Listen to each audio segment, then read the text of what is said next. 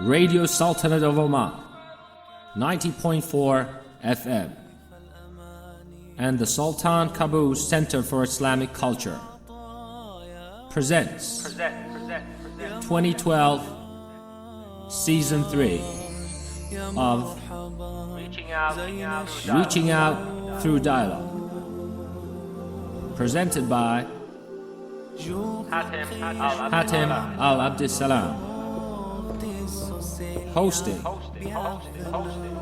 a group of intellectuals and experts from different fields.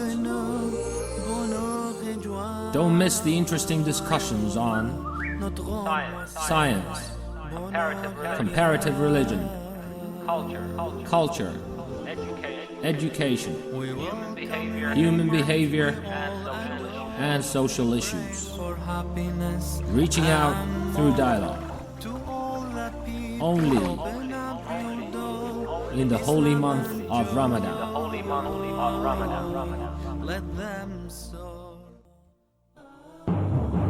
Living morally.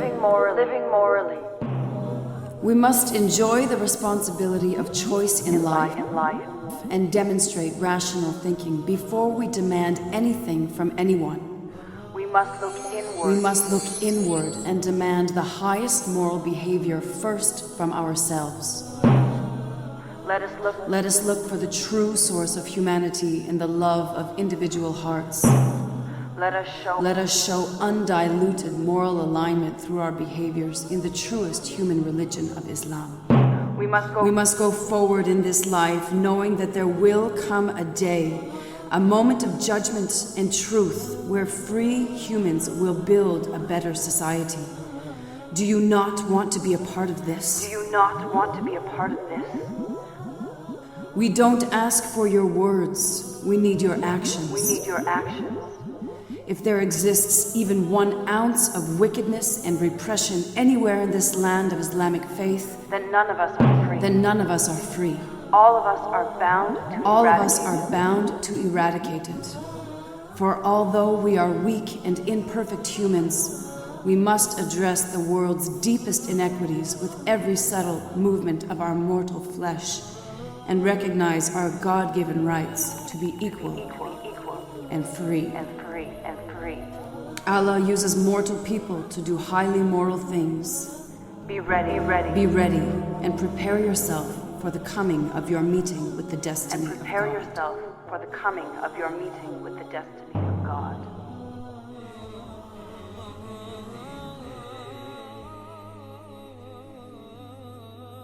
Bismillah ar-Rahman ar-Rahim. In the name of Allah, most gracious, most merciful. All praise be to Allah, the Master of the Day of Judgment, and peace and blessings be upon His Messenger Muhammad sallallahu alaihi wasallam. O Allah, grant us knowledge, wisdom and sincerity. Dear listeners, I salute you all with the salutation of the people of paradise. Assalamu alaikum wa rahmatullahi wa barakatuh. I'm your host Hatem Al-Abdissalam, and joining me in the studio is our honorable guest, Mr. Ahmed bin Ali Al-Mukhaini, who is an independent researcher in political affairs and a human rights specialist. Thank you very much, Hatem. Thank you for the invitation, and I hope everybody is enjoying the Ramadan. Ahmed, thank you again for joining us into the show for the 3rd season, and I hope our audience will benefit from today's topic, inshallah. Today's topic is living morally. Mm-hmm. Now, Ahmed, a few weeks back we discussed a lot about this topic when we were choosing what to present for this year, and you came up with the title Living Morally. And we had a lot of debates, and we ended up doing this show. So why did you choose this topic, Ahmed? Thank you very much for allowing me to choose the topic. I chose the topic because of primarily 2 reasons. First, I always looked at myself as a Muslim and as a global citizen from the definition Allah subhanahu wa ta'ala has gave us in the Quran, and that is, we can be the best of all nations if we enjoin good and forbid evil. And that means that if we live by strict moral and ethical standards, we stand a chance of really being, the best civilization. That's a good civilization, a sustaining civilization, and so forth. So I've always believed in the value of morality in the development of human beings and development of civilization. And secondly, and perhaps maybe most notably in this context, the Omani society is going through various forms of transformation, modernization, development, a huge youth kind of stratum. Our demographic structure is very much young. And these people tend to have a lot of interpretation of what is ethical and what is not ethical. And sometimes they get easily influenced by idols and ideals from outside their immediate surrounding. Some of these ideals are good. Some of these idols really represent good mentors. But in other cases, they are not. So I thought it's very important that people look at their own values, really try to extract from within themselves values that speak for Omanis and that can be associated with our identity as Omanis, and values that are associated, with being a good global citizen. And they are not necessarily mutually exclusive. But I think it's important for people to look into this, generally speaking. And I would like to recall here that in the early 1990s, when I was in the UK, there was at least one commission formed by the Prime Minister then to look at the status of ethics and morality within the British society. Interesting. And they were looking at it from perspective whether the residual set of values and ethics or moral behavior Still sustained or not? Is it being expanded? Is it withering away because of materialistic challenges, economic needs, globalization, or different cultures cultures coming in, or something like this? Or is it maintainable? And what of it needs to be maintained? And so forth. So they're looking at the foundational element, they're looking at the institutional mechanisms for enshrining and ingraining such values and moral behavior. Ahmed, we want to take advantage of you to the maximum that you're here It's today very with the kind, studio. very kind. And I keep on confusing about these two terminologies, ethics and morality. Maybe you can guide us and tell us, is there a particular distinction between these two, or they are the same thing? They are quite similar, and very often you would find literature use them interchangeably. Particularly that in everyday language, people do not make a distinction of them. Yeah. But if I would like to make a distinction between the two of them, ethics tends to be more of the set of rules or the set of values that serve as beacons, as guidelines for people. While morality is the process or the processing of ethics. It's the process of internalizing ethics and converting ethics or transforming ethics into acts and deeds that are ethical or morally acceptable. You're confusing me now. Further, okay. Well, put it this way. Morality is the process of living ethics. Ethics is basically the values themselves. So ethics is more of the abstract. Okay. Morality is more of the practical. Okay. Ahmed, do we have a moral framework in Islam? And if we do have, what is it? Yes, we do have a moral framework in Islam. It's on one hand simple, but on the other hand, it can be a bit complex. But perhaps before we go into the moral framework in Islam, we did discuss in the preparation for this program an important issue. And that is... Remind me as I'm getting old, Ahmed. Yeah, that makes two of us. Join the club. Why societies lose their morality? Of course, it's a very subjective question because we look at that lack of morality or loss of morality as loss of morality, while in their perspective, that perceived loss of morality might be a different level of morality. Okay? Because in our discussion, Ahmed, I mentioned that maybe 100 years ago, more societies were practicing morality more than now. And now morality is deteriorating and we're kind of losing it. And you promised to take us through elements that contribute to the loss of morality. But again, I'm quite sensitive. I actually shiver all over the moment we talk about loss of morality, because it is a subjective assessment. We are assessing the transformation of the morality in a particular society as being a loss, mainly because we have our own yardstick of morality. While perhaps in that society, they did not lose morality. The morality might have had a paradigm shift. It shifted from being religiously oriented, from being conservative, into being individually oriented, in being more self-governed.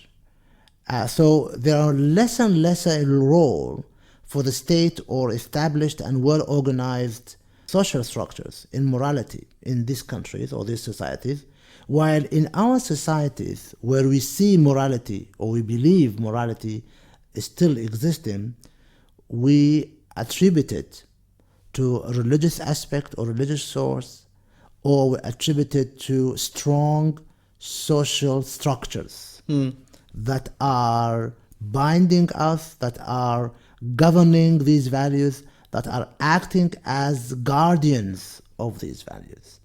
So the discussion would always look into where do you draw your obligations of that morality? Because obligation is the basis of morality. Why do you need to live morally?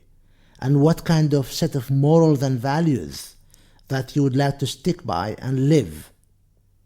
So the sources of these sets of moral sets or ethics and the obligation towards being ethical or living morally can either be religious or social, so social movement, social structures and so forth, or legal. And Martin Luther King said something quite valuable in this regard.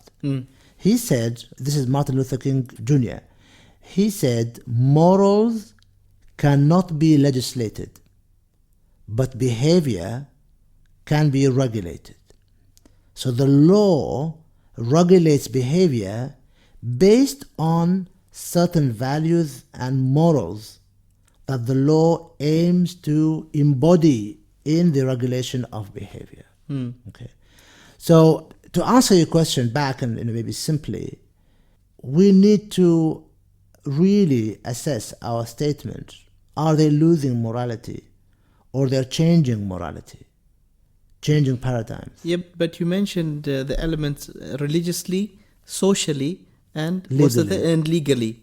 Please distinguish between them. How each one of them affects your morality. I mean, how are you regulated through religion or the law? If this source of obligation is religious, then you draw your values from your scriptures. You draw your values from the interpretation of these scriptures, from the religious establishment. The religious establishments become the guardians of values, become the trendsetter of what is acceptable morally or not acceptable morally. Okay? And that is giving too much of control or too much of power to one set of organizations. Okay? And generally speaking, these organizations tend to polarize society. In the sense, they can become extreme. They manage people by minimizing variation. And when you minimize variation, you become less flexible. And you become less flexible, you create resentment. So over time, that sort of obligation loses value. But it remains with a lot of people a very important source of obligation, where they draw their moral values and where they draw the obligation to become moral or live morally. Because they associated with God and hereafter, the paradise and hell, etc. All of this religious discourse. But when it comes to social source of obligation for living morally, is, for example, membership of clubs, membership of party systems, membership of certain group of interests. Okay? They dictate auditors upon or you certain behavior. And apart from that, for example, nowadays, celebrities, singers, actors, sports people, they are the makers of values and principles. If, for example, one of them starts smoking in public, smoking becomes a good value or a good ethical behavior. All right? But is it considered to be moral? For certain societies, these morals and these values are drawn from popularity, not drawn from existential value, not drawn from their own intrinsic value. Their intrinsic value is mainly related to the practice. Who is practicing? Ahmed, what I fail to understand is, can moral be something bad? Now you spoke about, let's say, smoking in public, and that famous figure conducting this Yes. might be a trend and become something moral for the audience. But can something bad be considered to be moral? Because I always relate morality to something good. Your definition of good is conditioned by your culture and your religion. Not necessarily, because there are some things which are standard common throughout humanity, that these are good. Well, let's take an extreme example. Let's say civil unions, they call them now. You know, if it is now become an acceptable form of relationship, the relationship between these two people will become ethical because it is acceptable. You say it's immoral because of your religious orientation. No, religious and social. No, it's acceptable. Religious and social and the law. It depends on which. In Oman, yes, that's true to an extent. Yes. Though some people might disagree with you. But even for the sake of argument, in other countries, okay, let's say, for example, in Western countries, where this has been somehow practiced, okay, the majority also do not agree with this, that it's something moral. Maybe a group of them would agree and pass a legislation that it is something acceptable. It might be acceptable, but it's not considered to be moral. Well, put it this way. You have then to define what is moral. Maybe we started wrong, Ahmed, No, from the because beginning. You should have defined what Yeah. is moral. Because moral is, or morally acceptable, depends on the basis upon which the conduct of a human being is classified as good or bad. Okay? Acceptable or not acceptable. So if a conduct of a human being is deemed to be acceptable, most probably it will be deemed to be moral. In some societies, civil unions is taken as acceptable. By some, not by all. By law.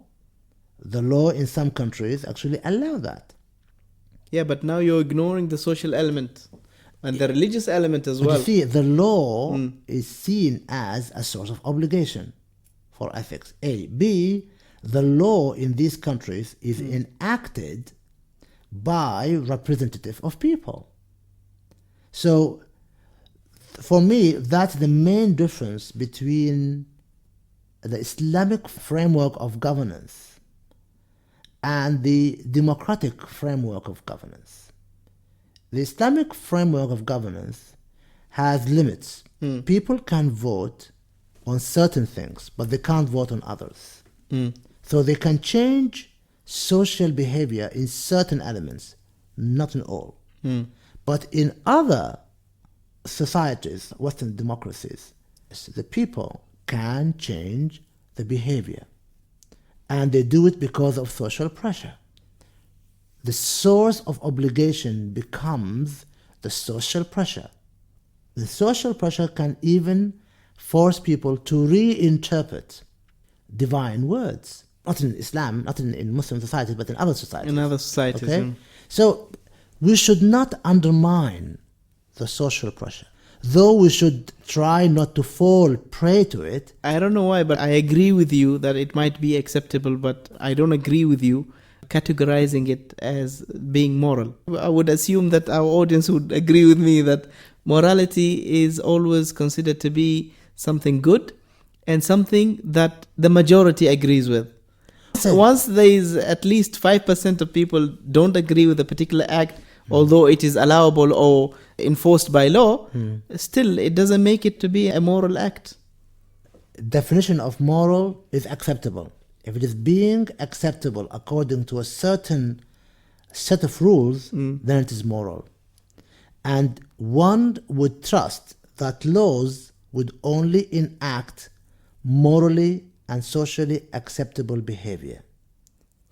What you're saying now, Ahmed, is that if there is a particular act acceptable, let's say, for example, in Oman, so I am considered to be a moral person, okay? If I go to another country where this act is not considered to be acceptable, would I be considered to be immoral? Maybe. I'll give you one example, according to what you said, and I'll give you another example of what situation would be in Oman. Getting married to a 16-year-old. Okay? It is, to an extent, not very, but it is practiced in Oman among certain groups or certain areas of Oman. That behavior is not acceptable outside Oman, for example. If you go to Western countries, that behavior will be taken as immoral or unethical, or will be taken also as illegal, because it will be seen as taking advantage of a child. The definition of a child is somebody under the age of 18. Though the law in Oman, the legal age for marriage is 18, but there are one or two cases perhaps, or some cases, where girls under the age of 18 get married. You're talking about morality or you're talking about law? Because in terms of law, I agree with you. But in terms of morality, I don't agree. No. Because if you say that, let's say, for example, in a particular part of the world, it's immoral to get married to a 16-year-old, but it's considered to be moral to have a sexual intercourse with that 16-year-old, then this is a pure contradiction. No, that's what I'm trying to say to you. It is the yardstick by which you measure morality. The yardstick by which you measure morality, the body of rules, the body of principles, is called ethics. Okay? This is the set of values. Okay? If you have your own values different from the values of the others, definitely your measurement will be different. And that's why what you deem acceptable becomes moral. What you do not deem acceptable becomes immoral. And similarly, for example, in Oman, would you take drinking alcohol as a moral act? No. But it's permissible in Oman. It's permissible. Yeah, even if I don't look at it religiously, for example, if you inflict harm on others due to alcohol, it means alcohol will lead you somehow, if you have excessive alcohol, would lead you to harm others, then I consider it to be immoral. But what about if it is, you're not harming others, you're just harming yourself? Still, it's immoral. Well, because if you harm yourself, you're not living alone. Someone will have to take care of you if you harm yourself. You are wasting resources. But you see, the point here, the source of obligation here is the legal source, not the religious source. Yeah. What I'm trying to say to you here over and over is, when it comes to a moral behavior, you need to identify what is most important for people. Yeah. The religious source of obligation, the social source of obligation, or the legal source of obligation. And you use it accordingly. In most cases, the social source of obligation is the heaviest, is the most effective. I think we won't agree to the end of the session, but at least our audience would be able to make up their mind. We can take them through different elements. It's very important to realize that when ethics and morality, what Islam provides you with a framework, and you need to do the work, the effort. You need to actually think about it. But we always have to remember that our moral framework must be different from others. In other parts of the world. Perhaps, Before you go to the next point, Ahmed, as you mentioned, we discussed about why societies lose their morality. Are there any consequences for losing the morality in a society?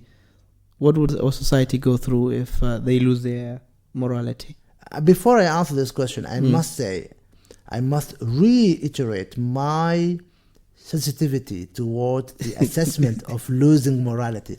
Because the mere fact saying losing morality is a judgment by itself, okay?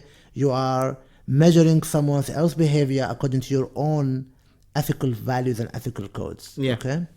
All right.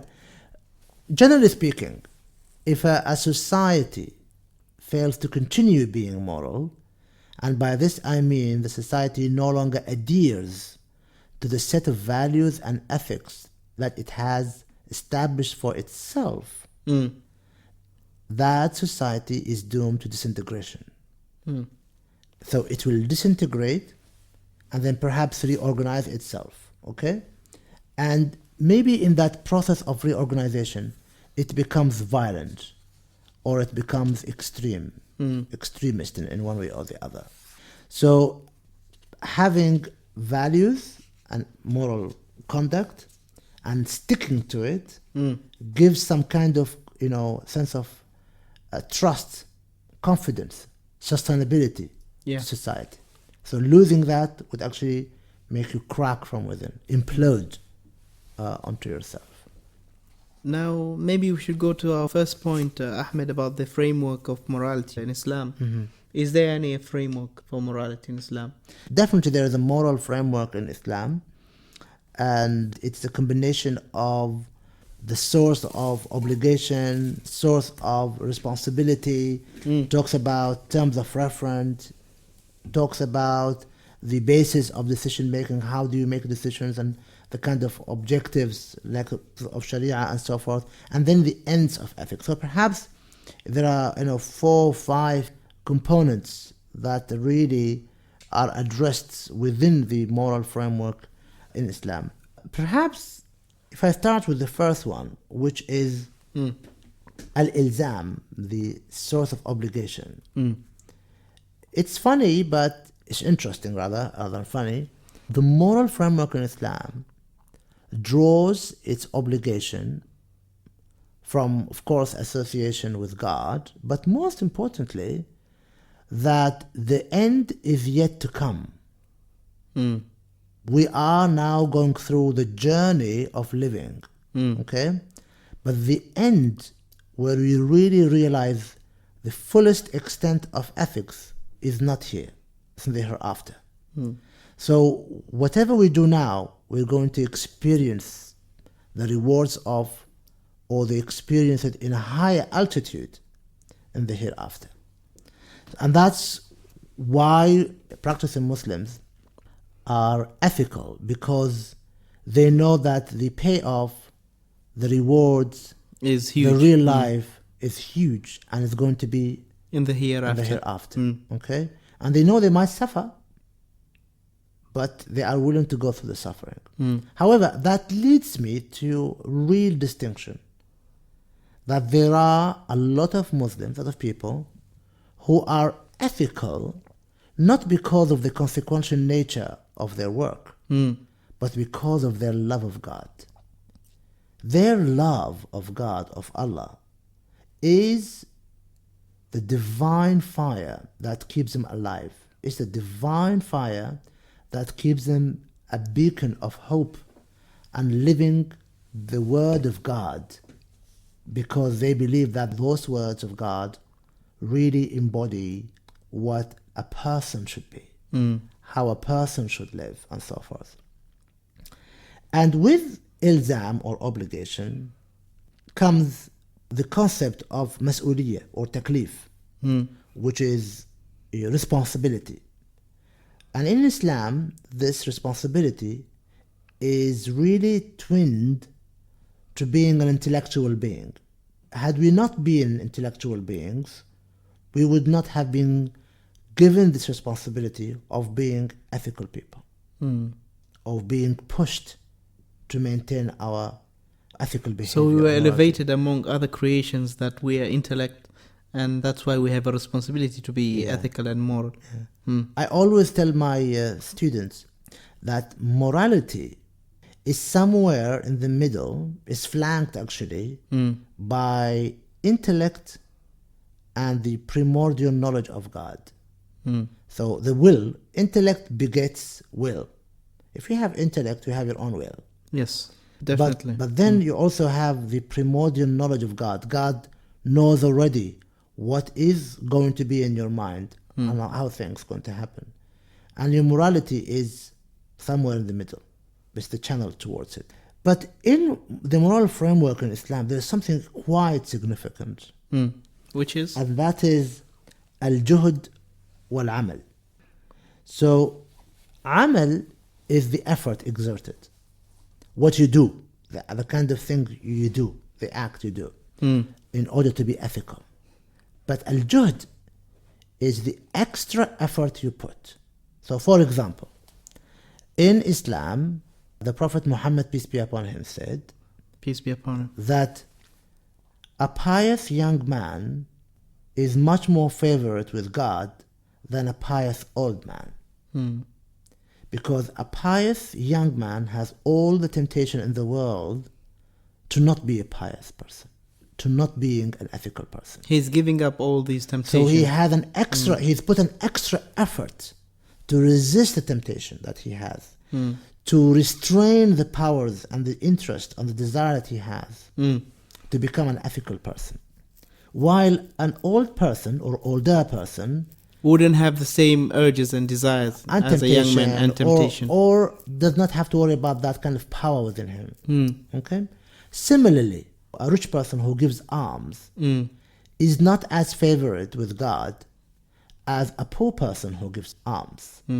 Because the person who is poor is going against the natural temptation to withhold money, to keep to money, and he's giving it away for the sake of Allah. And they have limited resources. And they have limited resources. And again, with the same thing, a non-Arab who puts the extra effort to learn the Quran, to actually learn about his religion and Islam, in Arabic also. Arabic, is highly rewarded, more rewarded than an Arab who does it because it's natural to him. He can read the Quran because he is Arabic, and so forth. So that extra effort is very important in Islam. And with it comes the niyyah, the intention. And in Islam, generally speaking, intention precedes acts. And acts without intention that are towards God or in favor of God only are not often considered. I come from a different perspective, slightly. I do not disagree with that totally, but I also say that certain acts can lead to the proper intentions. So you don't always have to have the proper intentions. So, for example, you are being nice to your neighbor, so your neighbor will say nice things about you. So the intention here is not the pleasure of God. The intention is not being good. The intention is consequential. Is you want him to say something good about you. We're going back to the point where you have the choice. Yeah, of course. Even in the terms of intention. Of course.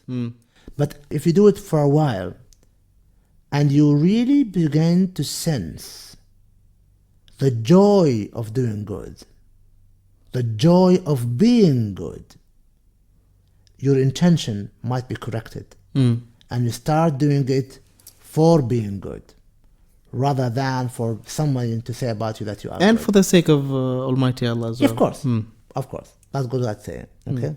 So these kind of things are quite important in looking at the essential terms that make the moral framework in Islam. It is very important also to mention here that the moral framework in Islam is often interchanged or confused with Sharia. And that's why you would find in the literature talking about moral framework, to talk about the obligations that are available in Sharia, like Fard Kifaya, which is social obligation, i.e. if it is done by some people, that's sufficient, it doesn't have to be done by every single person, or Fard Ain, which is an individual obligation. But in both cases, what is important from the moral perspective, the Almighty God has created people with the ability to do something. Meaning, every person has a mission in life and has some abilities or limitations of ability. And God would enable these people to utilize those abilities to the fullest. God will not demand from people more than what they're capable of. What they are capable of or they can bear. Okay? God knows that. So what you can do ethically, because you have a strong personality within you, or you've been equipped with that, okay, it will be different from what I can bear ethically. So God will take that into the assessment, into the equation. He will not just measure us with the same achievements, because your achievements was based on your abilities, and your abilities were higher than my ability.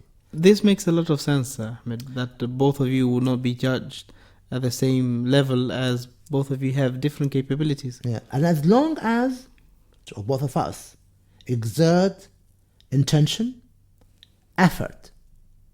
So effort is very important. You cannot just say, I can't be ethical because I can't do it. You have to put an effort to it to be an ethical.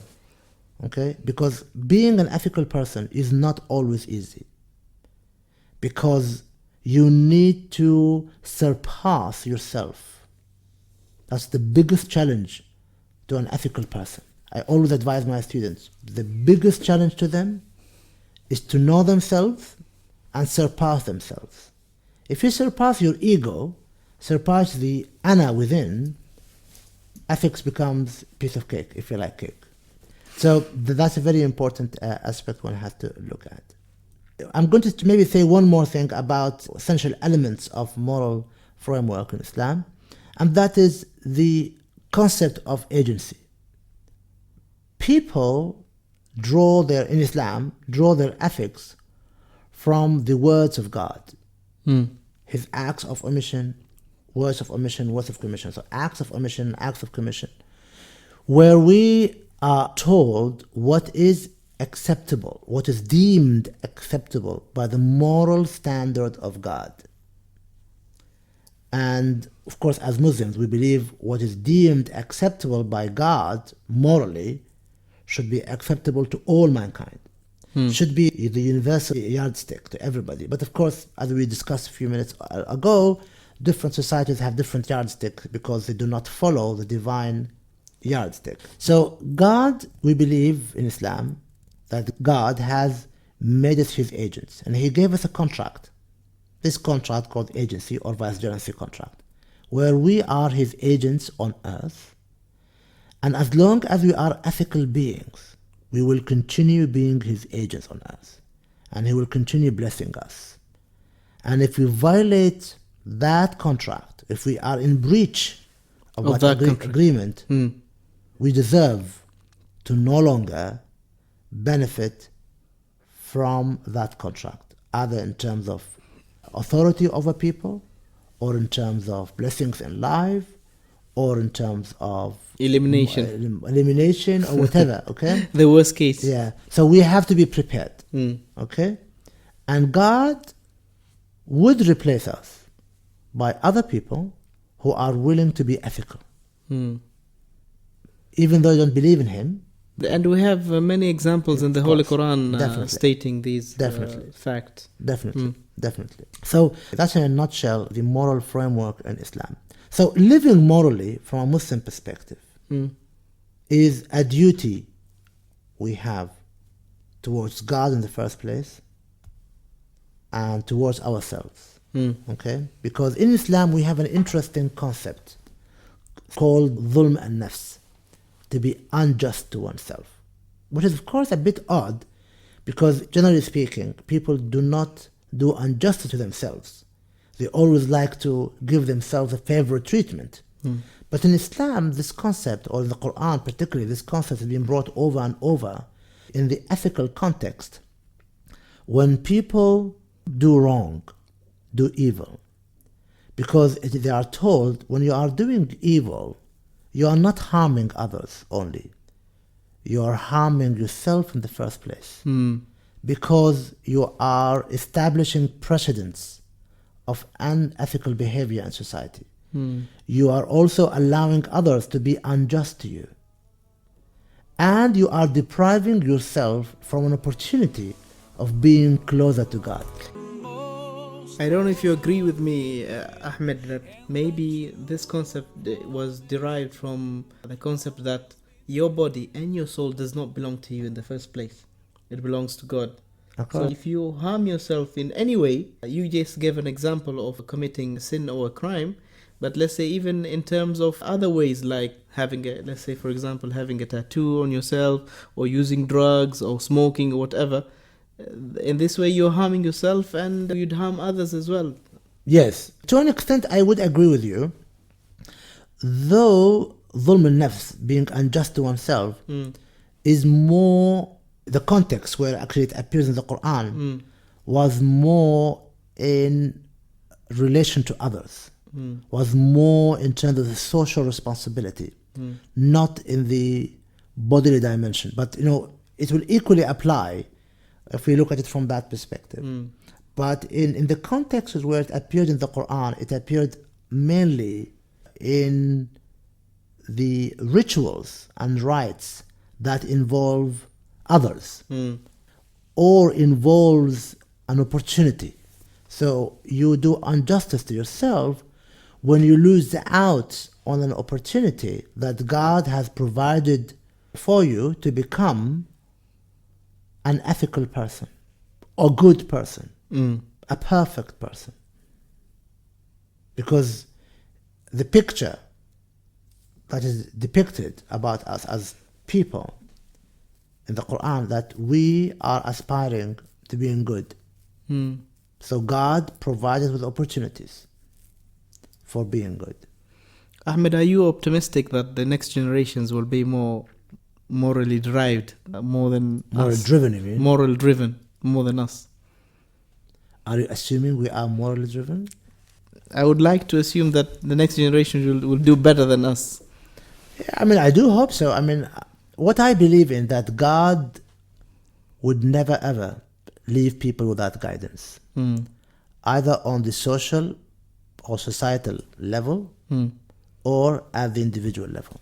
But do you agree with me that societies who are always attached to a divine source, they are always, safeguarded from being deteriorated morally or something like that? It is a very difficult question. Generally speaking, I believe perhaps your use of the word divine or faith would give me comfort. I think people, from my experience, from what I read, people who have belief in the divine and believe that this divine or this super being provides guidance, and they seek guidance from that super being, and they enshrine those guidance or values in their own behavior, either legally or whatever, they do not go astray. Whether they are strict religious people or people who are open-minded but morally stable, I think they are fine. People who decide to give God a break, a holiday from their lives, they start having a vacuum. That vacuum can be filled by their own desires, can be filled by other sources of guidance. You mentioned something very important, which is faith and belief in the divine will always allow you to be ethical and moral. But maybe we come across many groups who believe in the divine, but maybe not through the right channels. So how can you consider these groups? A lot of groups you would come across, they would say, we believe in the divine, we believe in God. But that's a different story. If they believe in God, to which extent that belief is streamlined in their thinking and act. I know quite few Muslims and Christians and Jews and Hindus and others who are very ethical people. And also, on the other side, I know quite few Muslims, Christians and Jews and who are from the outset very religious. They perform all their duties, their prayers and everything. They give alms, they fast. But faith did not come through. They were mainly ritualistic. For them, religion or faith was a ritual, was a right thing, was not a matter that they lived and breathed day in and day out. And generally speaking, I just think that people just need to be open. If you are open, you open your mind, open your heart to things around you, you become more ethical. And being ethical, living morally rather in this regard, you don't live morally just because of others. You live morally because you ought to live morally. That's what you are. You are a human being. So a human being is a moral being. And for me, it becomes of more significance during Ramadan because people suddenly become considerate of others during Ramadan. Like when I was in the UK, people become more considerate towards others during Christmas.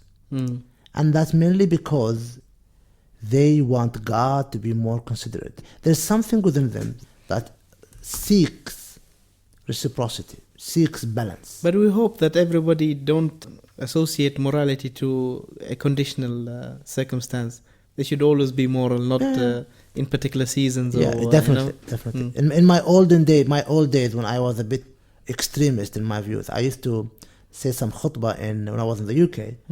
I said to some of the people who attended the Friday prayers, I said to them, worshipping God during Ramadan only, or being nice and ethical during Ramadan only, or coming to the mosque during exams times only, is a form of blasphemy, is a form of shirk. Because you are not worshipping God for the sake of God, you want something for Him. Yeah. And the moment that thing is given, you just leave it as if nothing happened. And this is unethical. For sure, yeah. It is unethical. For sure.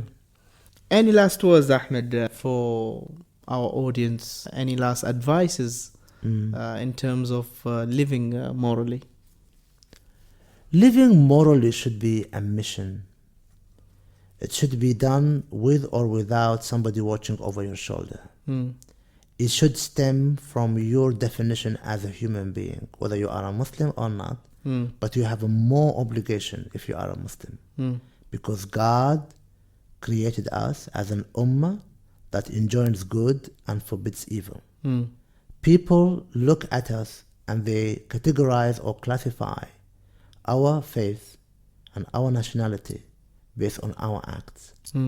But most importantly, we live morally because God is within us and He wants us to live morally. He entrusted us to live morally. We owe it to God, owe it to ourselves, owe it to our fellow humans and fellow Muslims. Mr. Ahmed Ali Al-Mukhaini, thank you so much for today's session. I'm sorry I gave you a very hard time debating with you, but I hope our audience have enjoyed today's session and have benefited a lot. Thank you so much and hope to see you soon, inshallah, in the next episodes, inshallah. Dear listeners, I'm your host, Hatim Al-Absalam, signing out for today. Assalamu alaikum wa rahmatullahi wa barakatuh. You have been listening to Reaching Out Through Dialogue.